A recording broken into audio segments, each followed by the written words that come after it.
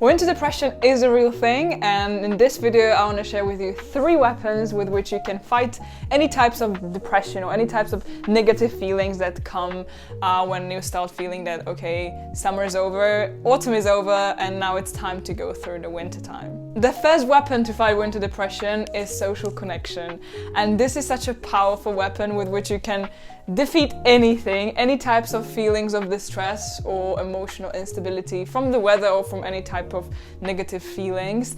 Because when you connect with someone, either through meeting up with your friends or calling someone, you realize you are not alone in this. You might call someone and the person on the other side can tell you that they feel exactly the same, or if they don't feel exactly the same, they are there for you to hear you and to give you some advice how you can cope with it. The thing that often happens is that when we are feeling depressed or not ourselves, we isolate and we decide to cope with the feelings on our own, which is not good because then you just stay in that circle and it just gets worse. But when you share it with someone, you alleviate some of that anxiety and you let the other person bear it with you. And that's really nice. And this is something also what you can do for others. So even though you might feel a bit depressed and not yourself, you can still look around and see, okay, that person is not feeling that well. That person is also not feeling that well. What can I do for them? When you look around and see these people and try to help them instead of focusing on just your own problem and your own anxieties and depression, then you will see how it becomes smaller, and how by connecting with others who also have their problems and being there for them, you realize how small some of your problems and worries are in comparison with other people.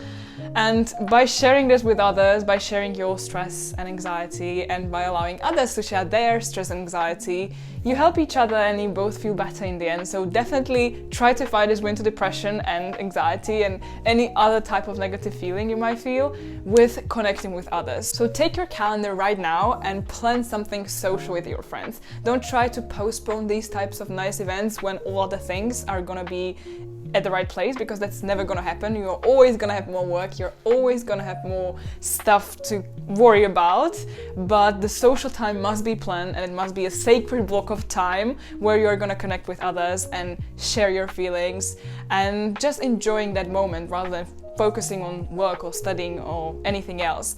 So plan it right now. After finishing this video, go and plan something nice and social with people, and you'll notice how much easier it's gonna be to cope with some sort of winter depression when you will realize that there are people around you who are there for you and who share the same feelings and you're in this together. I'm sure you have at least 1 or 2 friends who you kind of thinking about these days, but you don't find time to really call them. So now I encourage you that now is the time to take that phone and call them today. It is not only you who is going to feel well after a video call, but also the other person who can share with you their stuff, their feelings. Video calls are such a nice way to connect with people. So anytime you feel any sort of pressure, just call someone. Call your friends, call your family. They are there for you, they love you, and they want to help you. So if you're not feeling well, they are gonna encourage you and you'll feel better, I promise. The second weapon with which you can fight winter depression is sleep, and more specifically, a consistent sleep routine.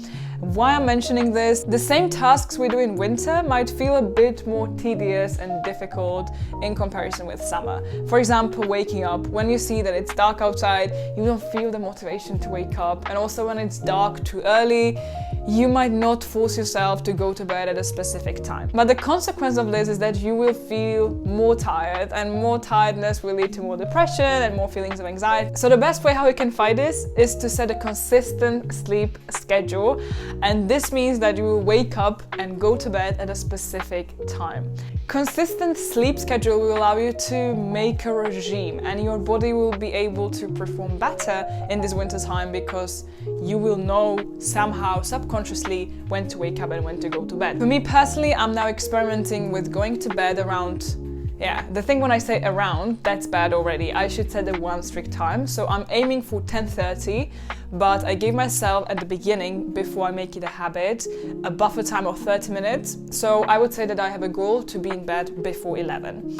And my goal for waking up is 6:30. It's challenging because I've not been waking up this early for quite some time, but I think this is gonna give my day more structure. And when my body gets used to this, it's gonna be easier to maintain. And even then when summer comes, you will have a nice consistent regime, and yeah, it's gonna be easier for you to do any tasks you set for yourself in the morning. It's important for you to sleep 7 to 9 hours every day, so make sure that when you set these wake up and go to bed times, it includes 7 to 9 hours of sleep. It's very easy to decide, okay, I don't need that much sleep and I'll just go to bed late, and okay, then try to wake up early and do the work. But you need to sleep, especially in this season. You need the energy, and sleep is the best way how you can recharge the batteries. So make sure you sleep enough to feel good and well rested throughout the whole day. The third powerful weapon is walks outside. It's very important that you get out there and get that fresh air. Even though it's the last thing you would like to do right now, you would like to stay in bed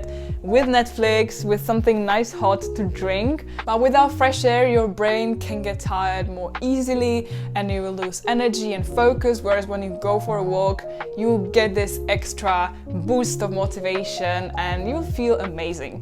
Yesterday, I really wanted to have pain au chocolat, so I decided I'm going to buy to the supermarket, and it's 10 minutes walk to my nearest supermarket. So I decided I'm going to walk. I'm not going to bike, even though it's even faster, but I decided I'm gonna walk.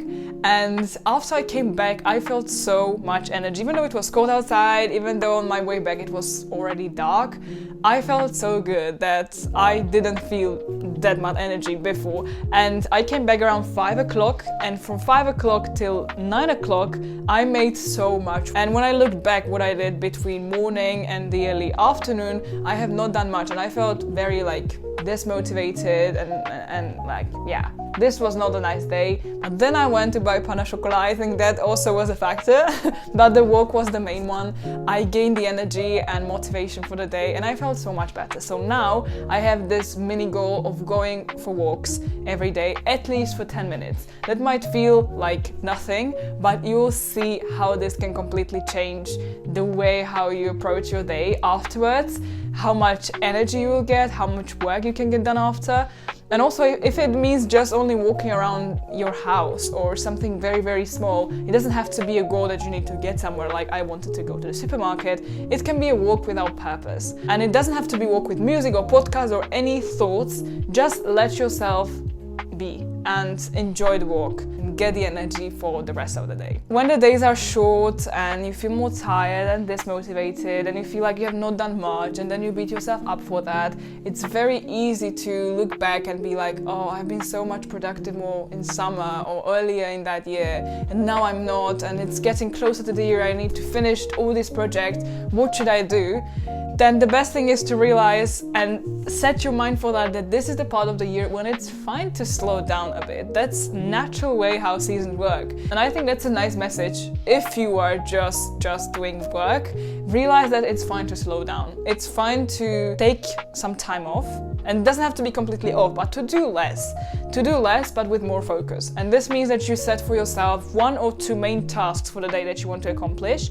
And if you manage to accomplish them and you still have some time, it's fine to do more. But if you don't feel like it, it's fine if you don't do more. So have that 1 goal or 2 goals per day, 2 tasks that you really want to accomplish and that are important and urgent to do.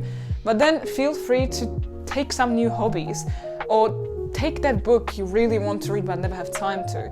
Find some time for yourself, do some self-care, have a face mask, go outside, call your friends, do all those things I mentioned, but slow it down, take it easy, and realize that it's fine to slow down. It's very important to maintain a positive attitude and try to be in a good mood, even though it's sometimes very difficult. It's also helpful to set some nice dates for the future that you can look forward to, whether it's a meetup with a friend or a concert. I'm going to a nice concert next week, which I'm really excited about, and that's something that drives me a bit this week to do the tasks that might otherwise feel mundane or too hard. Remember, you can't change the circumstances, you can't change the weather outside, you can't change the tasks, you can't change external factors, but you can choose how you're going to approach them. So try to maintain the positivity and good mindset and try to enjoy this period and embrace it. And yeah, you might now start looking forward to Christmas, for example. To summarize, the 3 weapons you can use to fight winter depression is social contact, sleep, and walks outside. And don't forget to maintain a nice positive attitude and slow down a bit when you need to. It's absolutely fine. I hope you enjoyed this video. If you did, please give this video a thumbs up and subscribe to the channel. And I'll be looking forward to seeing you next time. Bye!